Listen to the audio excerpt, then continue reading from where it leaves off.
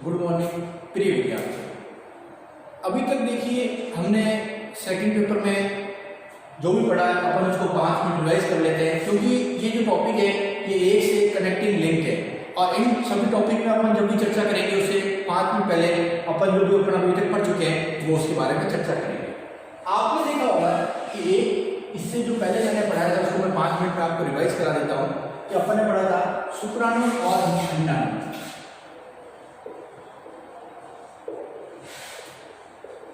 जब भी शुक्राणु और अंडाणु का मिलन होगा तो इसमें क्या होगा, निषेचन प्रक्रिया से क्या होगा, एक युग्मनज का निर्माण होगा या जिसको अपन कहते हैं जाइगोट। अब चूंकि ये जाइगोट है, अब इसमें क्या होगा अपन ने पढ़ चुके हैं, सर्वप्रथम क्या होगी, विदलन क्रिया होगी, विदलन या क्लीवेज। अब अपन ने देखा है कि विदलन क्रिया है क्या, कि सतत कोशिकाओं का विभाजन है, सतत कोशिकाओं का विभाजन है जिसका शाब्दिक तात्पर्य क्या है कि कोशिकाओं की संख्या में वृद्धि करना। अब देखिए कोशिकाओं की संख्या में क्या होगी, वृद्धि कैसे होगी उसके बारे में अपन पढ़ लेते हैं। ये अपन पहले पढ़ चुके हैं कि एक कोशिका में जब खांच बनेगी तो क्या होगा, एक कोशिका दो कोशिकाओं में विभाजित हो जाएगी, दो कोशिकाएं आगे क्या होगी, 4 कोशिकाओं में विभाजित हो जाएगी और 4 कोशिकाएं आगे क्या होगी, 8 कोशिकाओं में विभाजित हो जाएगी।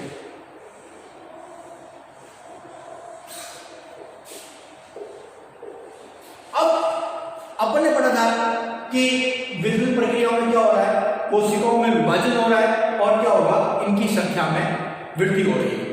अब विदलन भी 2 प्रकार का होता है, एक तो होता है पूर्णभंजी और एक होता है अंशभंजी। अब पूर्णभंजी का क्या मतलब है और अंशभंजी का क्या मतलब है, देखिए अब अपन ने पढ़ा था पूर्णभंजी और अंशभंजी।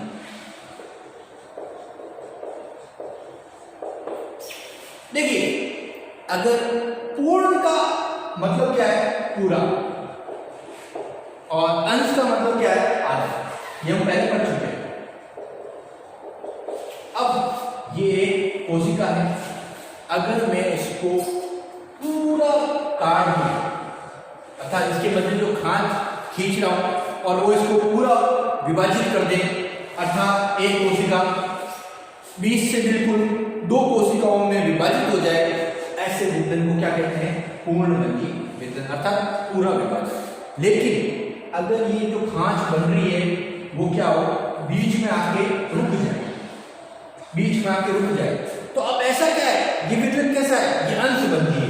अंशभंजी का मतलब क्या है, यहां तक तो क्या हुआ, ये पूरा विभाजित है, लेकिन नीचे का जो पीतक है या कोशिका में वो क्या है, आपस में जुड़ा हुआ है। तो ऐसे विभाजन को अंश कहते हैं, अर्थात आधा विभाजन हो और आधा विभाजन नहीं हो, तो ऐसे विदलन को क्या कहेंगे, अंशभंजी कहेंगे।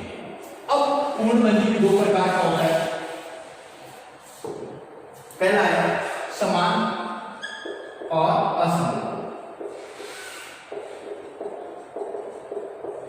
अब देखिए अपन कह सकते हैं समान का मतलब क्या है, अगर ये कोशिका है, अगर मैं इसको 20 से काटूंगा तो ये क्या हो जाएगी, 2 भागों में विभाजित हो जाएगी।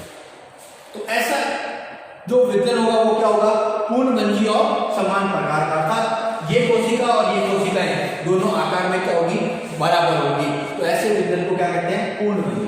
लेकिन असमान में क्या हो, असमान में अपन एक डायग्राम बना लेते हैं।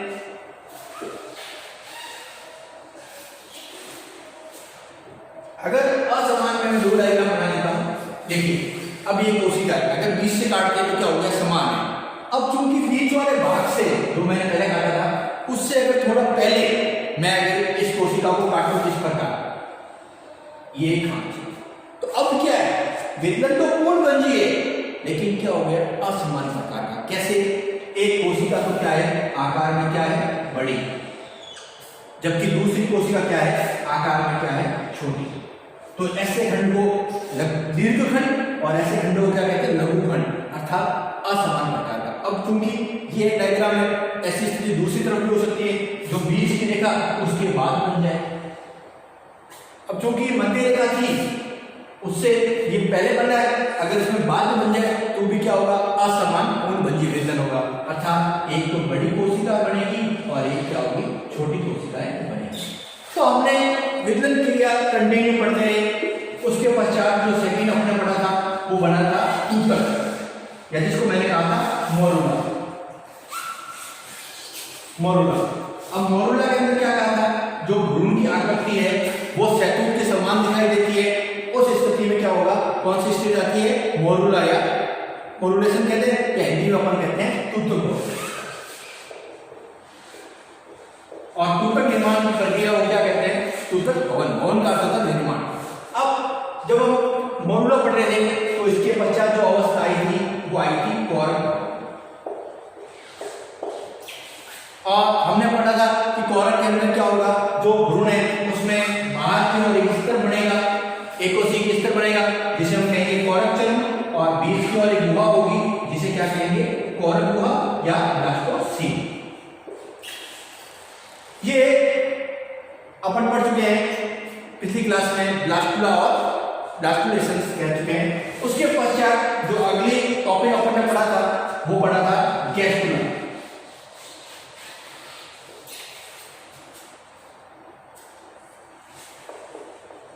देखिए गैस्ट्रुला क्या हो गया कि गैस्ट्रुला के अंदर अपन ने क्या पढ़ा कल की क्लास में, कि गैस्ट्रुला अवस्था में क्या होगा, भ्रूण में 3 संभावी स्तरों का निर्माण होता है।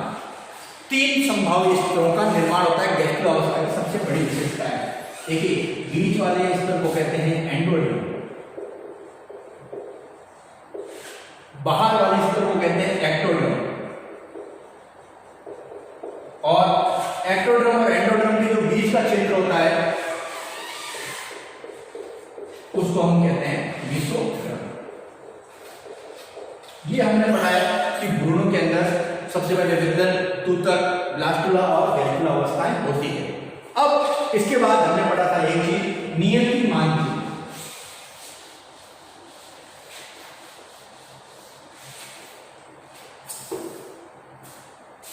जिसको कल अपन ने कहा था फ्रैगमेंट, इंग्लिश में, हिंदी में नियति मानचित्र।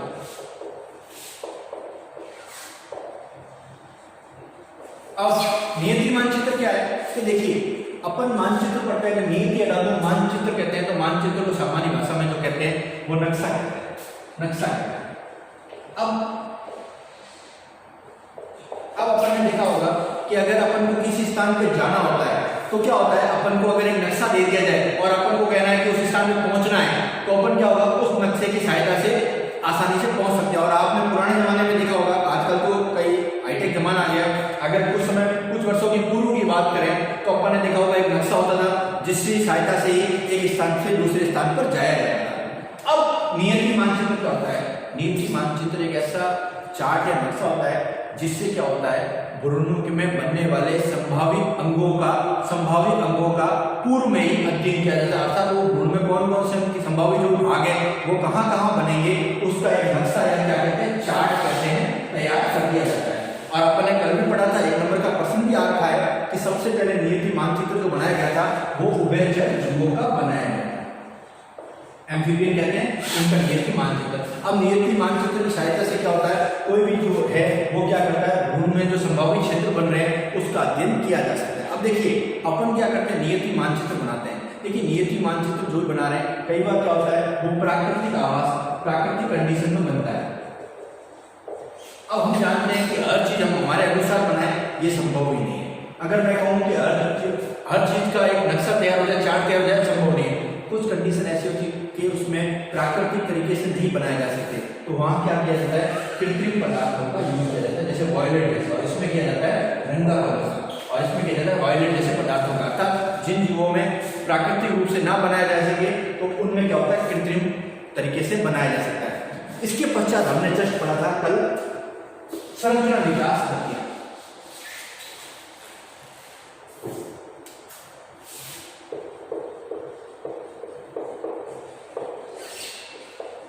संरचना विकास गतियों में क्या होता है कि जो अपन पढ़ रहे हैं एक्टोड्रम, एंडोड्रम, मेसोड्रम, इनसे संभावित जो भी निर्माण हो रहा है इनका, वो संरचना विकास गतियों द्वारा होता है। सबसे पहले जो थी वो थी अध्यारोहण,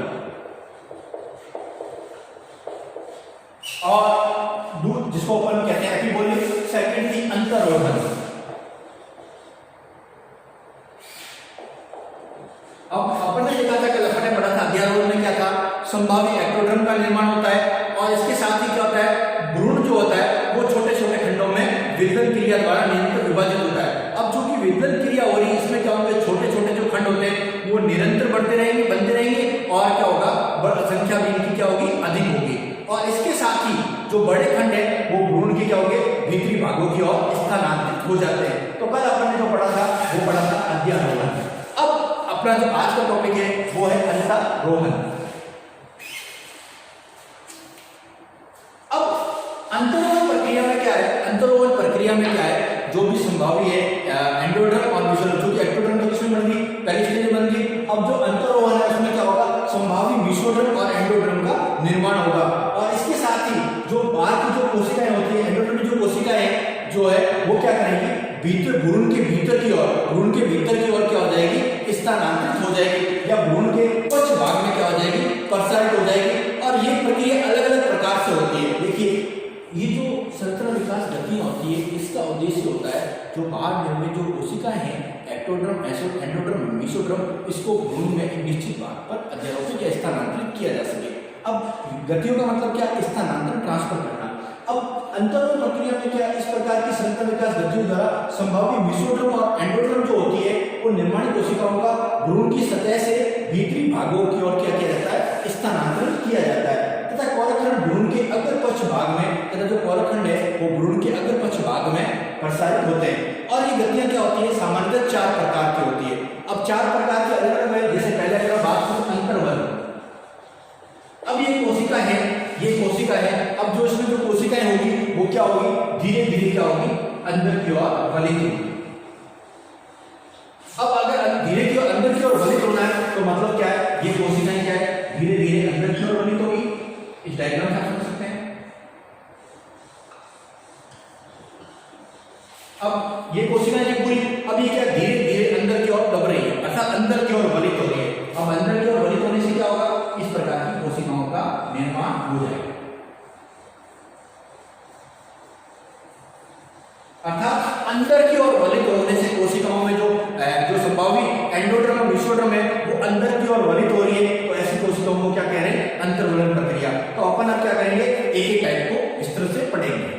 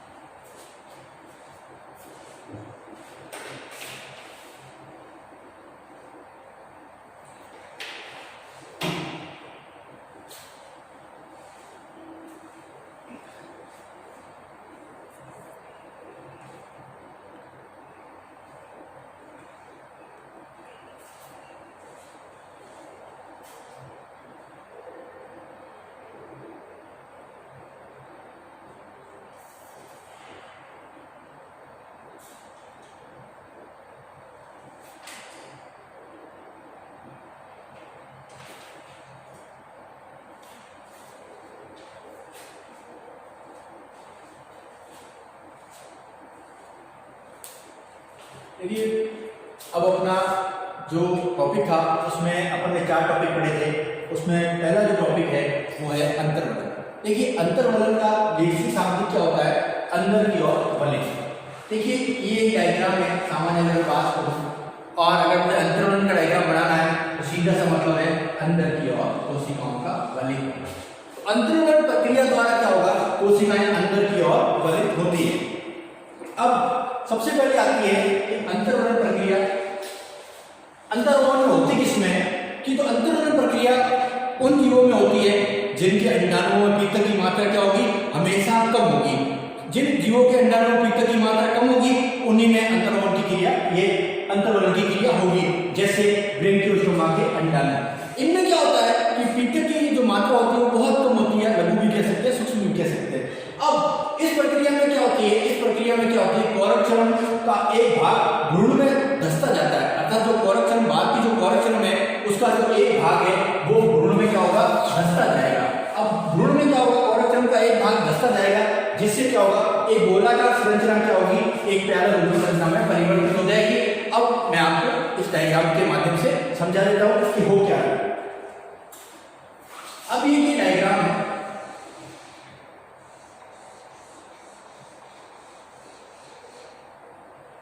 अब इस डायग्राम में क्या है, ये पूरा जो भ्रूण है उसमें बाहर की तरफ क्या है, एक्टोडर्म,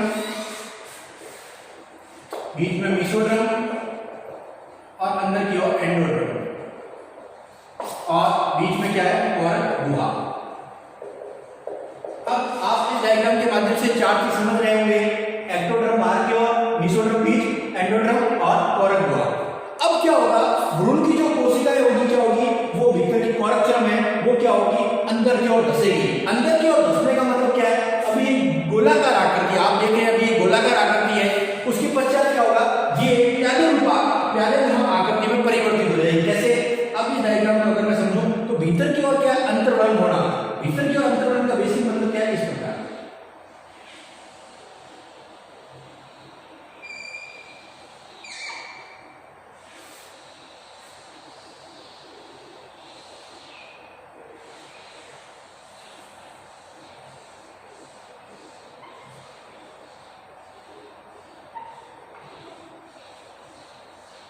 अब क्या है, ये जो कोशिका है वो क्या हो रही है, भीतर की ओर क्या हो रही है, अंतर्वलित हो रही है। अर्थात ये गोलाकार आकृति जो धीरे धीरे क्या होगी, गोलाकार आकृति से क्या हो जाएगी, प्यालेनुमा आकृति में परिवर्तित हो जाएगी। अर्थात कोशिकाएं क्या होगी, धीरे धीरे क्या होगी, अंदर की ओर वलित होगी।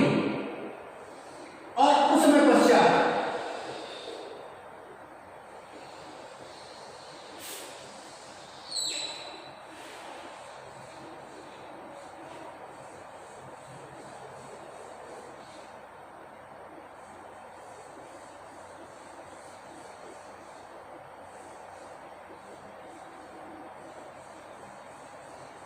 अब देखिए, ये डायग्राम सामान्य था जिसमें क्या कहा था कि एक जो है वो कोरक है वो गोलाकार आकृति में है, लेकिन जब अंतर्वलन की प्रक्रिया हो रही है तो क्या होगी, ये जो मध्य की कोशिकाएं हैं ये क्या होगी, अंदर की ओर वलित होगी। अब चूंकि ये अंदर की ओर वलित हो रही है तो इससे आकृति क्या हो जाएगी, एक गोलाकार हो जाएगी। अर्थात एक जो कोशिका गोलाकार थी अब वो क्या हो जाएगी, वो प्यालेनुमा आकृतियों में परिवर्तित हो जाएगी। तो इस प्रक्रिया में, अंतर्वलन प्रक्रिया में क्या होगा, जो कोरक चर्म है वो गोलाकार आकृति से किसमें हो जाएगी, प्यालेनुमा आकृति में परिवर्तित हो जाएगी। और जो ये प्यालेनुमा आकृति है जिससे क्या होगा, संभावी, ये जो प्यालेनुमा आकृति है जिससे क्या होगा, संभावी गैस्ट्रोड्रम प्रक्रिया में संभावी एंडोड्रम और मेसोड्रम का निर्माण होगा। चूंकि ये गैस्ट्रुला भवन प्रक्रिया में हो रही है इसीलिए इसे गैस्ट्रुला भवन प्रक्रिया या गैस्ट्रुला भी कहते हैं। अब चूंकि सबसे बड़ी विशेषता क्या है, जब ये अंदर की ओर वलित हो रही है, आपने देखा होगा इस डायग्राम में कि यहाँ पहले मैं डायग्राम में कोरक गुहा बता रहा हूँ, अब इसमें कोई कोरक गुहा नहीं है, तो इसका मतलब क्या है, अंतर्वलन की प्रक्रिया जो होगी उसमें क्या होगा, कोरक गुहा लुप्त हो जाएगी। अब एक बड़ा सा एक सामान्य प्रश्न आ रहा है, आपके मन में आ रहा होगा कि अंतर्वलन की प्रक्रिया हो क्यों रही है, क्यों इसकी आवश्यकता होती है। अब देखिए, अपन अंतर्वलन की प्रक्रिया पढ़ रहे हैं तो इसकी आवश्यकता क्यों है। देखिए, जब विघटन प्रक्रिया हुई, उसके बाद ब्लास्टुला और गैस्ट्रुला आई, तो इसके पश्चात क्या होता है कि भ्रूण में संभावी अंग क्षेत्रों का निर्माण होता है। अर्थात भ्रूण में क्या होता है, संभावी जो अंग क्षेत्र होते हैं उसके निर्माण होता है। अब संभावी अंग क्षेत्र के निर्माण से पहले तीन स्तर का निर्माण हो रहा है, एक्टोड्रम, एंडोड्रम और मेसोड्रम। अब चूंकि एक्टोड्रम, एंडोड्रम, मेसोड्रम का निर्माण हो रहा है, जो आगे जाके शरीर के विभिन्न भागों का निर्माण होता है। अब चूंकि अलग अलग जीवों में क्या होता है कि जब इन अंगों का निर्माण, जो है तीन परतों का निर्माण हो रहा है, तो क्या होता है, इनमें अलग अलग प्रकार की प्रक्रियाएं होती है। तो अंतर्वलन प्रक्रिया क्या है, उन जीवों में होती है जिनके अंडाणुओं में पित्तक की मात्रा कम होती है, ब्रेनकिस्टोमा में। अब अंतर्वलन प्रक्रिया में क्या हो रहा है कि जो गैस्ट्रुला है उसमें क्या हो रही है, कोरक गुहा लुप्त हो रही है, और धीरे धीरे भ्रूण है उसमें क्या हो रहा है, संभावी एंडोड्रम और मेसोड्रम कोशिकाओं का निर्माण हो रहा है। अब चूंकि ये जो कोरक गुहा लुप्त हो रही है, इसके स्थान पर इसमें द्विस्तरीय जो चीज बनती है वो बनती है आध्यांतर, जिसको कहते हैं आर्केंट्रॉन। वो आर्केंट्रॉन बनती है और इसका जो छिद्र होता है वो कोरक रंध्र कहलाता है। जो यहाँ पर जो छिद्र है जिसको कहते हैं कोरक रंध्र, या इसको कॉमन भाषा में कहते हैं ब्लास्टोपोर। अर्थात जो इसका छिद्र होता है वो ब्लास्टोपोर कहलाता है, अर्थात इसमें छिद्र बनता है, और जो इसके ओष्ठ होते हैं जिसको कॉमन भाषा में ब्लास्टोलिप भी कहते हैं। तो अर्थात अंतर्वलन की प्रक्रिया में है क्या, अंतर्वलन की प्रक्रिया में क्या होता है, एक जो गोलाकार कोशिका है, जिसमें जो गोलाकार कोशिका है वो धीरे धीरे क्या होगी, अंदर की ओर बलित होगी। अब अंदर की ओर चूंकि वो गोलाकार कोशिका बलित हो रही है, तो इसमें क्या होगा, उसमें क्या होगा, कोरक गुहा लुप्त हो जाएगी। उसके स्थान पर क्या बनेंगे, एक तो आधांतर का निर्माण होगा, इसके साथ ही कोरक रंध्र और कोरक कोष्ठ का भी निर्माण होगा। तो अपन उस टॉपिक पे आते हैं वापस। अंतर्वलन प्रक्रिया क्या है, ये गैस्ट्रुला भवन की सरल क्रिया है तथा उन जंतुओं पाई जाती है जिनमें अंडाणु और पित्त की मात्रा कम होती है, जैसे ब्रैंकियोस्टोमा के अंडाणु। अब इस प्रक्रिया में कोरक की कोरक चरण का एक भाग भ्रूण में धंसता जाता है, धीरे धीरे अंदर की ओर धंस रहा है। आप इस डायग्राम के माध्यम से देख होंगे कि ये जो भाग है वो अंदर की ओर क्या हो रहा है, धंस रहा है। धंसने से क्या हुआ, एक स्त्री गोलाकार संरचना है, जो ये एक स्त्री गोलाकार संरचना है वो द्विस्तरीय प्यालेनुमा संरचना में परिवर्तित हो जाती है। इस प्यालेनुमा स्तर का भीतरी जो स्तर होता है उससे एंडोड्रम और मेसोड्रम का निर्माण होता है। अब चूंकि गैस्ट्रुला के अंदर हो रही है तो इस प्रक्रिया को गैस्ट्रुला कहते हैं और गैस्ट्रुला निर्माण की प्रक्रिया को गैस्ट्रुला भवन कहते हैं। अब इस प्रक्रिया में क्या हो गया, कोरक गुहा लुप्त होगी। चूंकि ये कोशिका अंदर की ओर धंस रही है तो क्या होगा, कोरक गुहा लुप्त होगी। अब इसके स्थान पर क्या बना, आधांतर बन गया और क्या बने, कोरक रंध्र, और इसका जो आधांतर का छिद्र होगा वो क्या कहलाएगा, कोरक रंध्र, और इसका ओष्ठ कहलाएगा कोरक ओष्ठ। अब अपन इस प्रक्रिया में क्या है, अब ये प्रक्रिया जो डायग्राम है, अब इसका अपन नामांकित डायग्राम बनाते हैं।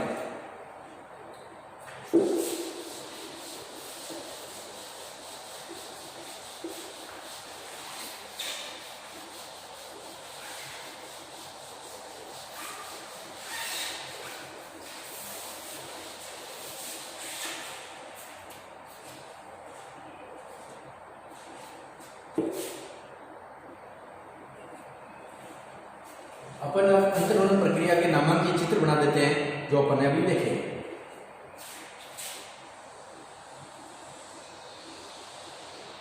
ये गोलाकार आकृति जो अपन ने पहले बना रखी है, उसको वापस से रिवाइज कर रहा हूं।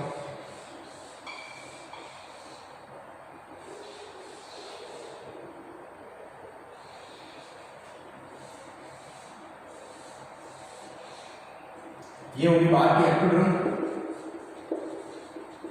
बीच की मेसोड्रम और अंदर वाले एंडोड्रम, और बीच में क्या है, ब्लास्टोसील, कोरक गुहा। अपन हम डायग्राम पढ़ चुके हैं, कोरक गुहा, एंडोड्रम, मेसोड्रम और एक्टोड्रम। अब क्या होगा, अंतर्वलन प्रक्रिया होगी। अंतर्वलन प्रक्रिया में क्या होगा, ये जो कोशिका है वो अंदर की ओर क्या होगी, फलित होगी।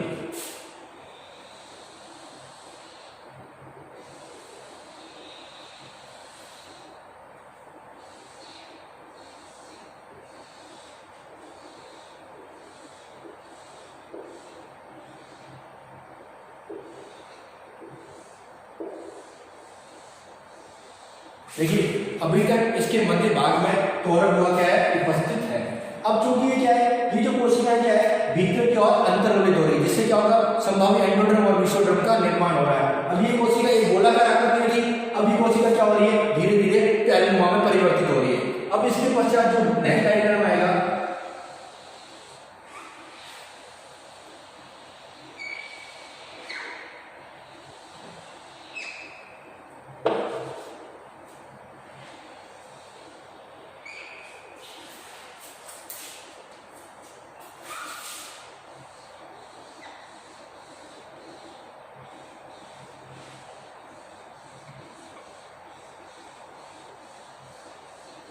अब देखिए धीरे धीरे क्या है, ये प्यालेनुमा आकृति परिवर्तित होने लग गई है।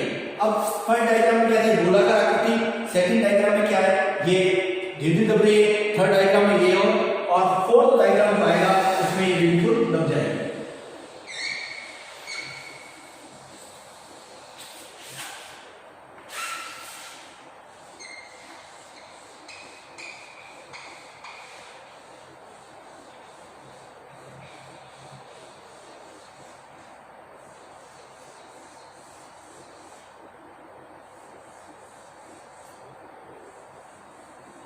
अब देखिए जब इस आकृति का निर्माण हो रहा है तो आप देखिए धीरे धीरे क्या हो रहा है, कोरक गुहा लुप्त हो रही है, अर्थात जो कोरक गुहा थी वो क्या हो रही है, अब धीरे धीरे लुप्त हो रही है। अब जब लास्ट आकृति आएगी तो उसमें कैसा डायग्राम होगा, इस प्रकार का हो जाएगा बिल्कुल।